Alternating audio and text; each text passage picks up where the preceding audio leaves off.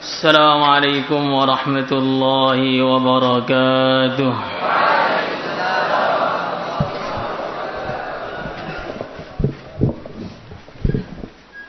الفاتحة. بسم الله الرحمن الرحيم. ثواب الصلاة. Pahala membaca salawat ala asyrafil khalqi, kepada semulia-mulianya makhluk Muhammadin sallallahu alaihi wasallam, Nabi Muhammad sallallahu alaihi wasallam. Jadi baginda Nabi sallallahu alaihi wasallam adalah semulia-mulianya makhluk. Tidak ada makhluk yang lebih mulia daripada beliau. Seandainya semua kemuliaan makhluk yang mulia, kemuliaannya para malaikat, kemuliaannya para nabi, kemuliaannya para wali, kemuliaannya para ulama, kemuliaannya orang-orang yang mati syahid, kemuliaannya orang-orang soleh, kemuliaannya semua orang yang mulia, semua makhluk yang mulia dikumpulkan jadi satu. Tidak ada satu titik dari kemuliaannya baginda Muhammad sallallahu alaihi wasallam. Maka satu-satunya namanya makhluk yang disandingkan dengan nama Allah hanya namanya baginda Nabi. Sampai di arsy sana ditulis La ilaha illallah Muhammadur Rasulullah. Di pintu-pintu surga ditulis La ilaha illallah Muhammadur Rasulullah. Bahkan di dada-dadanya bidadari pun tulisannya La ilaha illallah Muhammadur Rasulullah. Nanti kalau masuk surga tahu itu. Semoga kita semua masuk surga. Maka dalam Al-Quran dikatakan wa rafa'na laka dzikrak. Wahai Muhammad, aku telah mengangkat atau meninggikan penyebutan namamu. Maka disebutkan dalam tafsir-tafsir, dalam hadis-hadis yang marfu' sampai baginda Nabi sallallahu alaihi wasallam, maksudnya tudzkaru haitsu udzkar, namamu akan selalu disebut ketika aku disebut. Maka kalau orang mau ceramah innal hamdalillah, kemudian ujung-ujungnya Allahumma shalli ala sayyidina Muhammad, nah selalu nama Nabi disebut. Asyhadu an la ilaha illallah wa anna Muhammadar Rasulullah. Nama Allah kok disebut, pasti di situ nama Nabi disebut. Karena tidak ada yang layak disebut setelah namanya pencipta kecuali makhluk yang paling dicintai oleh sang pencipta, yaitu junjungan kita Nabi Muhammad sallallahu alaihi wasallam. Maka kemuliaan Nabi itu enggak perlu ditanyakan lagi. Nabi sama ini mulia mana, Nabi sama itu mulia mana, sama ini mulia mana. Orang yang tanya seperti itu orang yang jahil. Semua kemuliaannya yang mulia itu adalah bagian dari kemuliaannya baginda Nabi. Wa kulluhum min rasulillahi multamisun bahran minal gharfan minal bahri aw yashfan minat aw rashfan minat diyami, kata Imam Busiri. Jadi semua para rasul mereka mengambil kemuliaan dari kemuliaannya baginda Nabi. Yang diambil seberapa? Ibaratnya yang diambil satu ambilan dari lautan ataupun satu titik dari hujan yang deras. Saking mulianya baginda Nabi, maka nggak perlu ditanya lagi. Kemuliaan Nabi itu nggak bisa ditanyakan lagi. Qala Allah Ta'ala, Inna Allah wa malaikatahu yusalluna 'alan nabi ya ayyuhalladzina amanu sallu 'alaihi wa sallimu taslima. Inna Allah, sungguhnya Allah, wa malaikatahu, dan malaikatnya Allah, yusalluna, mereka membaca salawat, 'alan nabi, ke atas baginda Nabi.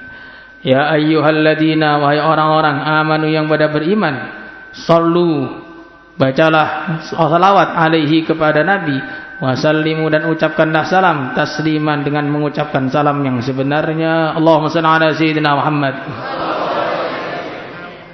Maka di sini ada pembahasan apakah diperbolehkan seorang itu mengucapkan sholawat tanpa mengucapkan salam.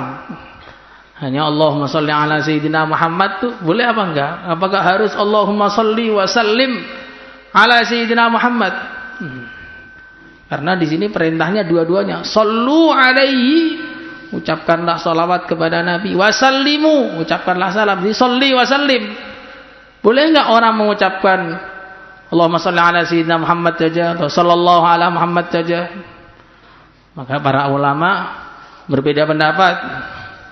Imam Nawawi dalam Syarah Muslim mengatakan makruh. Mengucapkan salawat saja tanpa mengucapkan salam makruh. Sebagian mengatakan boleh saja mengucapkan salawat tanpa mengucapkan salam. Buktinya di dalam tasyahud orang itu baca salawat tanpa salam.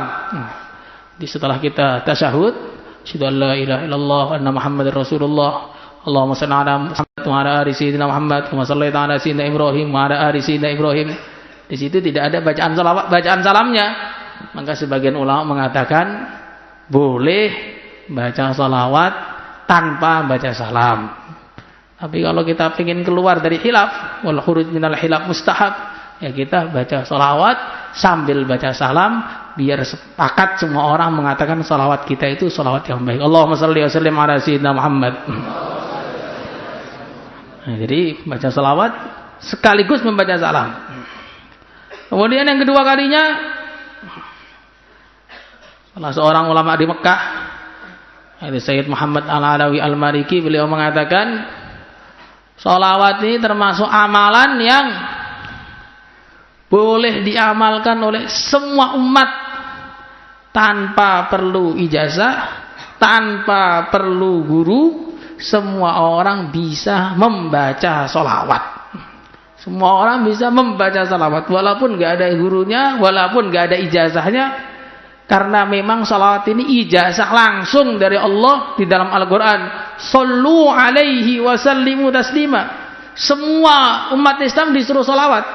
Maka kamu mau mengucapkan sholawat gimana saja, bentuknya bagaimana saja, asalkan itu sholawat sallallahu alaihi Muhammad atau yang lain-lainnya, itu semua diterima oleh Allah. Boleh. Jadi mengucapkan salawat tanpa guru itu boleh. Walaupun tentu yang terbaik harus salawat yang ada gurunya. Apalagi santri Al-Fatah. Nah, santri Al-Fatah yang paling layak itu baca salawat yang sudah jelas-jelas saja. Jangan salawat yang aneh-aneh, nggak pernah disampaikan, nggak pernah diijazahkan, dibaca, akhirnya ujung-ujungnya bingung. Ujung-ujungnya bingung. Baca salawat yang banyak. Apa untuk santri salawat yang paling layak dibaca, yang paling harus sering dibaca? Selain salawat Ibrahimiyah yang memang ijazah langsung dari baginda Nabi Sallallahu Alaihi Wasallam, santri-santri harus banyak baca salawat ilmu biar pinter. Maka kok sudah 10 tahun mondok belum pernah amalan salawat ilmu, ini dipertanyakan ke al-fatahannya. Maka kalau kamu lihat ada teman-teman kamu sudah lama mondok, kok nggak patek pinter atau memang nggak pinter sama sekali, itu perlu ditanya. Pernah nggak baca salawat ilmu? Sudah masuk kelas tahfidz tiap hari, masuk kelas 8 tahun, hafal cuma 8 juz. Ada juga yang begitu itu mertu ditanya, itu sudah baca salawat ilmu atau belum? Sudah masuk kelas tiap pagi, ujung-ujungnya kelasnya pindah di bawah pohon sebelah itu. Nah itu mesti nggak pernah baca salawat ilmu, sampai jadi master dalam meninggalkan salawat. Makanya harus banyak baca salawat. Insyaallah semua niat. Minta ijazah ke Pak Yai minta ijazah salawat ilmu. Biar kita itu otaknya itu encer. Kalau otaknya tidak encer tuh di pondok betah. Orang tuh banyak nggak betah di pondok tuh sebabnya apa? Karena dia nggak paham ngaji, sehingga orang yang menerangkan ilmu itu seperti orang ngomong pakai bahasa Cina. Ini apa ini kok nggak paham belas? Padahal bahasa Indonesia itu, karena otaknya itu nggak encer, nggak pernah baca sholawat, akhirnya bingung terus. Ujung-ujungnya, Pak, saya izin makomi saja, sudah tua, rumah ini sudah menunggu saya, cucu saya sudah nunggu saya. Kalau orang senang gini begitu biasanya. Wa Nabi Hurairah radhiyallahu taala anhu anna Rasulullah sallallahu alaihi wasallam qala man shalla alayya wahidatan barang siapa yang membaca salawat kepada aku satu kali, sallallahu alaihi asra, Allah akan memberi rahmat kepada dia 10 kali ganda.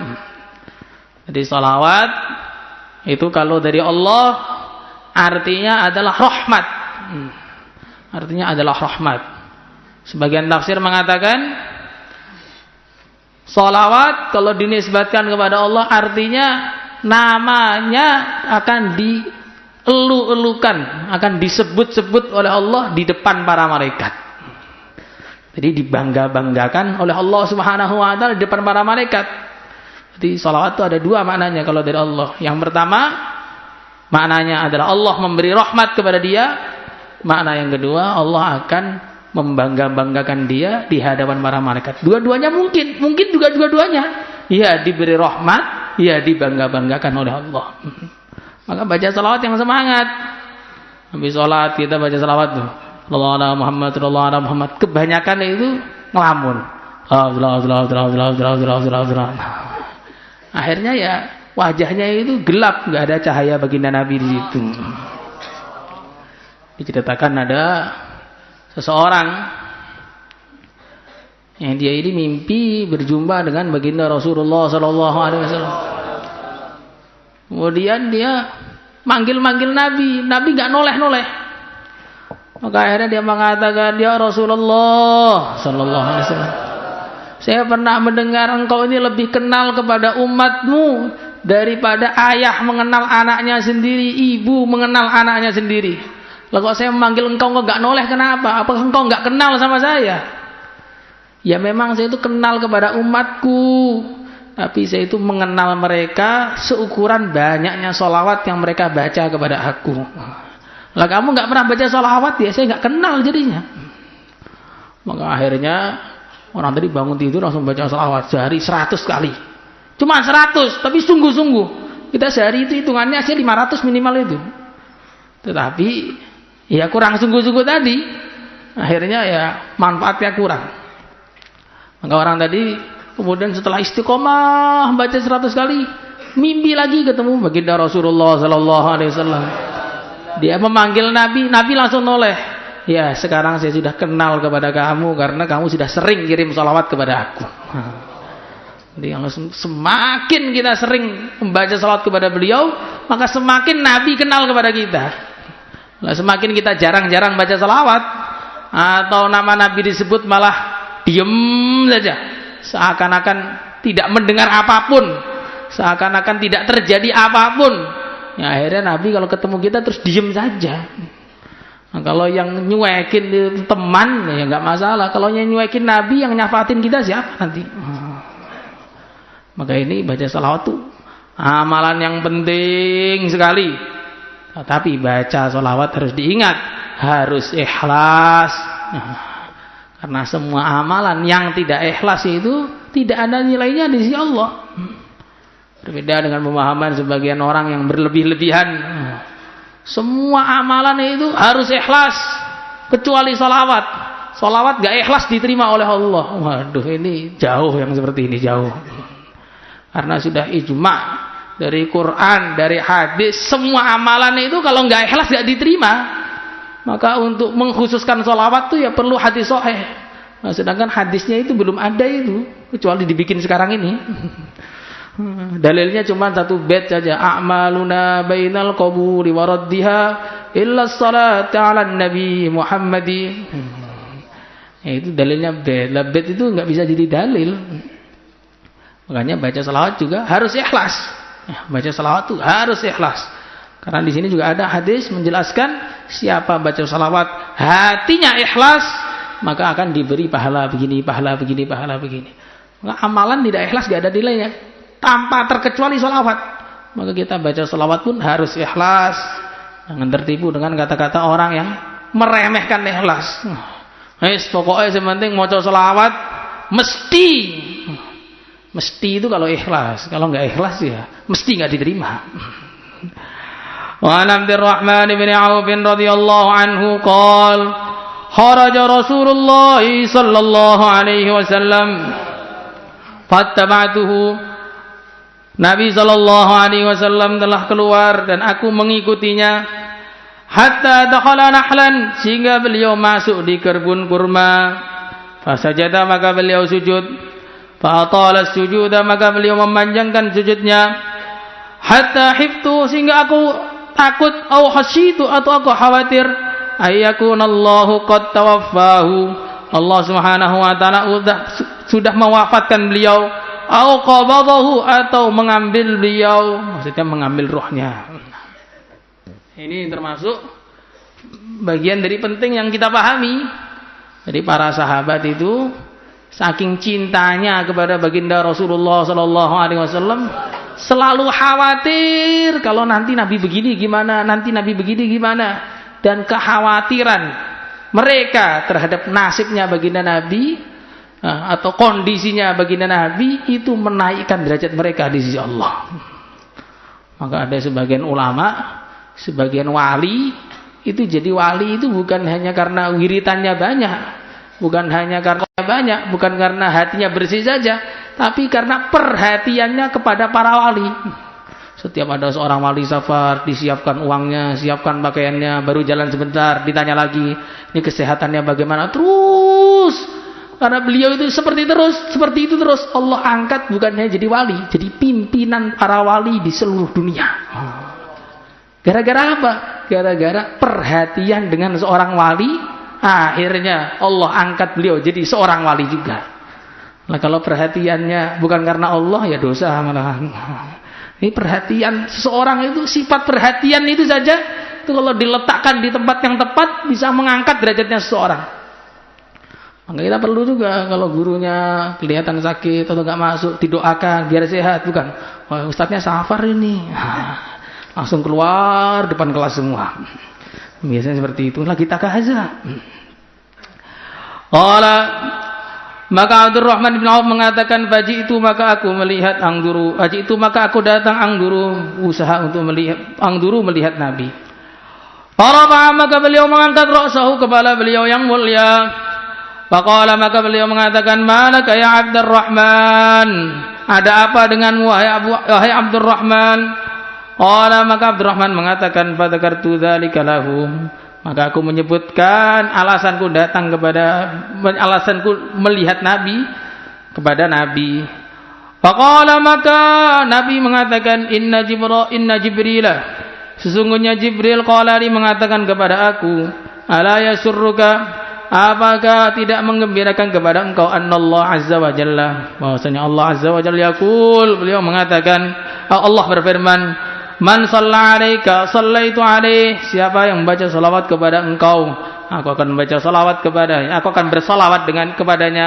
Wa man sallama 'alaika, siapa yang mengucapkan salam kepada engkau, sallamtu 'alaihi, aku akan salam kepada dia. Rawahu Ahmad wa Abu Ya'la wal Hakim wa qala sahihul isnad. Wa lafdhu Abi Ya'la qala kana la yubariku Rasulullah sallallahu alaihi wasallam, tidaklah berpisah dengan Rasulullah sallallahu alaihi wasallam, minna, dari kalangan kami, khamsatun, 5 orang, au arba'atun, atau 4 orang, lima yanubuhu, karena perkara yang mendatangi beliau, min hawaijihi, dari kebutuhan-kebutuhan beliau, bil laili wan nahar, dalam waktu malam dan siang. Jadi sahabat-sahabat itu mereka selalu standby, selalu bersiap-siap, selalu bersiaga di sekeliling Nabi siang dan malam, tidak kurang dari 4 atau 5 orang. Selalu berusaha menjaga Nabi. Untuk apa? Untuk berkhidmat kepada Nabi, Untuk apa? Untuk mendengarkan ilmunya Nabi. Untuk apa? Untuk menunaikan keperluan-keperluannya Nabi. Dan ini adalah perkara yang besar juga. Maka bagi ahli ilmu itu penting. Khidmat kepada gurunya itu satu perkara yang penting. Karena pernah ada cerita, orang itu jadi seorang ulama yang paling hebat di dunia ini, sebabnya adalah khidmat. Itu Sayyidina Abdullah bin Abbas radhiyallahu taala anhuma. Beliau suatu malam menyediakan air wudu untuk baginda Nabi sallallahu alaihi wasallam. Maka Nabi bertanya, siapa ini yang menyediakan air wudu ini? Saya, Ibnu Abbas. Langsung didoakan, Allahumma allimhu ta'wil. Ya Allah, ajarilah dia at-ta'wil. Sehingga akhirnya beliau jadi imamnya para ulama. Jadi imamnya para ulama bukan hanya karena ngaji, tapi karena mau berkhidmat. Berkhidmat kepada guru kita itu bagaimana? Ya minimal tuh sampah-sampah yang berserakan itu nggak kamu tambahi lagi. Kalau sampah di mana-mana, Quran ditinggal di mana-mana, itu bagian dari menyakiti hati guru kita. Maka kalau pengen khidmat itu Quran setelah ngaji dibawa balik ke kamar. Sampah-sampah yang berserakan dibersihkan. Kamar yang kotor, yang kurang rapi dirapikan. Itu bagian dari khidmat. Insyaallah semua niat. Jangan kemudian khidmatnya di kelas, bawa khidmat telat 3:30 baru datang. Alasannya khidmat. Ini bukan khidmat itu, ya telat gitu, tiba-tiba cari alasan lain. Ya. Qala baji'tuhu wa qad kharaja, aku mendatangi beliau sedangkan beliau sudah keluar. Fattaba'tuhu, maka aku mengikuti Nabi. Fadakhala, maka beliau masuk haiton, satu kebun min hitanil ashraf, dari kebunnya al-ashraf. Dari sebagian rujukan mengatakan ini maksudnya adalah kebun miliknya Ka'ab bin al-Ashraf yang diberikan oleh Nabi kepada Abdurrahman bin Auf, yang masih ada sampai sekarang di kebunnya. Dikatakan Bustanu Sawalah. Di Madinah masih ada. Ini termasuk kebun terbaik yang ada di Madinah sekarang. Di sebagian rujukan seperti itu. Fa shalla, maka beliau salat, fa sajada, maka beliau sujud. Maka Nabi di sini salat bukan hanya di masjid. Sholat di tempat yang dingin juga itu kadang-kadang perlu. Kadang-kadang ya, bukan istiqomah di kamar terus ke masjid cuman finjer saja, beda itu. Sholat di tempat dingin, tempat yang sejuk itu kadang-kadang bisa dilakukan. Untuk apa? Niru baginda Nabi. Fasajada, maka beliau sujud, fa'atala sujuda, maka beliau memanjangkan sujudnya. Qultu, aku mengatakan, qabadallahu ruhahu, Allah subhanahu wa ta'ala telah mencabut ruhnya. Qala, Abdurrahman mengatakan, farafa'a, maka Nabi mengangkat ra'sahu, kepala beliau yang mulia. Fada'ani, maka beliau memanggilku. Faqala, maka Nabi bersabda, malaka, kamu itu kenapa? Faqultu ya Rasulullah sallallahu alaihi wasallam, ataltas sujud, engkau memanjangkan sujud engkau. Qultu, sampai aku mengatakan, qad qabadallahu ruha rasulihi, Allah telah mencabut nyawanya utusannya. La arahu abada, aku tidak akan bisa melihatnya lagi untuk selama-lamanya. Qala, maka Nabi bersabda, sajadtu syukra di Rabbi, aku sujud karena syukur kepada Tuhanku. Nah, ini sujud syukur. Sujud syukur itu bagian dari perkara yang disyariatkan di dalam Islam. Nah, kalau kamu dapat nikmat yang tiba-tiba, boleh kamu disunnahkan kepada kita untuk mengerjakan sujud syukur. Dengan syarat kita dalam keadaan wudu, ya sama dengan sujud tilawah itu, ada takbirnya, terus sujud menghadap kiblat. Itu penting, itu satu amalan yang kadang-kadang dikerjakan oleh Nabi ketika datangnya nikmat yang tiba-tiba atau terselamatkan dari musibah yang tidak terduga-duga. Sajadtu syukran li Rabbi fima ablani fi ummati, karena Allah Subhanahu wa taala telah memberikan anugerah kepadaku fi ummati, mengenai umatku atau kepada umatku. Jadi bala itu termasuk satu kalimat yang punya dua makna. Bala itu bisa artinya musibah, bala itu juga bisa anugerah.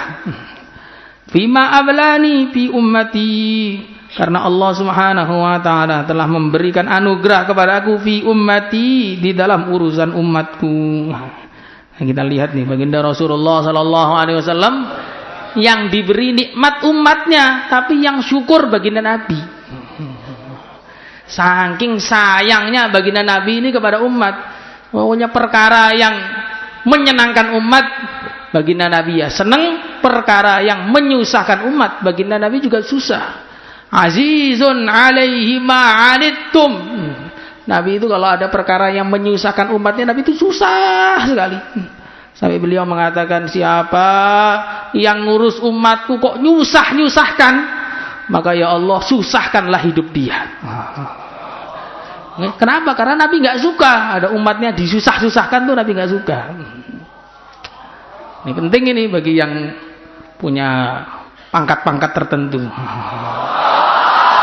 Karena urusannya ngurusi umat itu tanggung jawabnya bukan kepada atasan kita, tanggung jawabnya kepada yang punya umat ini, kepada baginda Nabi. Kok macam-macam dengan umatnya baginda Nabi, urusannya itu berhadapan dengan baginda Nabi. Bahaya itu, makanya harus ikhlas ngurus umat tuh. Jangan karena dendam pribadi terus ngamuk. Kamu tidak boleh begini karena kamu sudah pernah menghina saya. Loh kok bisa begitu? Bagaimana ceritanya ini? Itu bahaya itu seperti itu. Nanti hidupnya susah gara-gara menyusahkan umatnya baginda Nabi.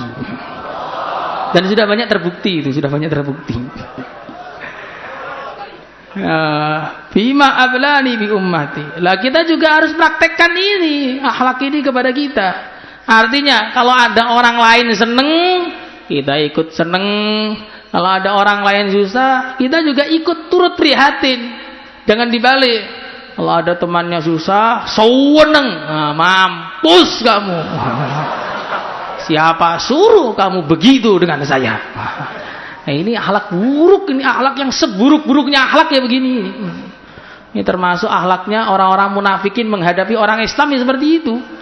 In tusibka hasanatun tasuhum wa in tusibka musibatu biha.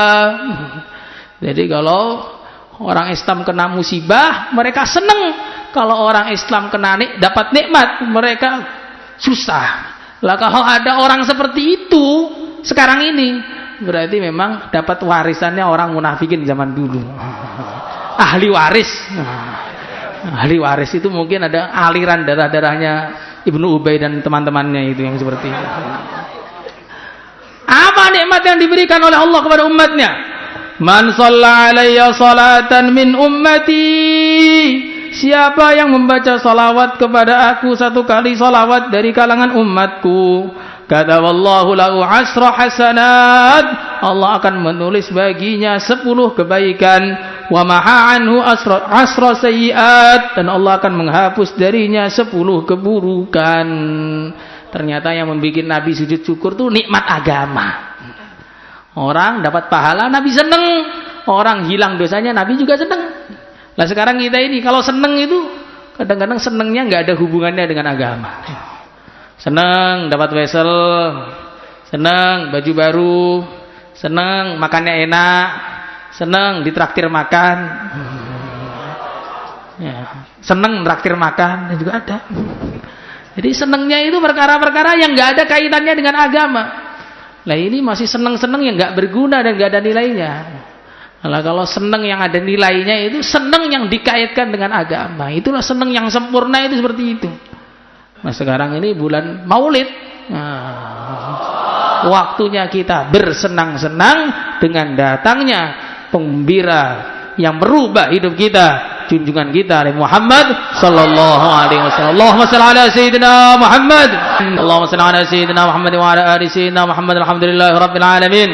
Allahumma inna nas'aluka hubbaka wa hubba rasulik wa hubba amal alladhi yuballighuna ila hubbik wal amal alladhi yuballighuna ila hubbik. Allahumma ja'al hubbaka habba ilayna min kulli syai'. Allahumma ja'al hubbaka habba ilayna min kulli syai'. Rabbana atina fid dunya hasanatan wa fil akhirati hasanatan wa qina adzaban nar. Wa sallallahu ala sayyidina Maulana Muhammad walhamdulillahi rabbil alamin. Salatu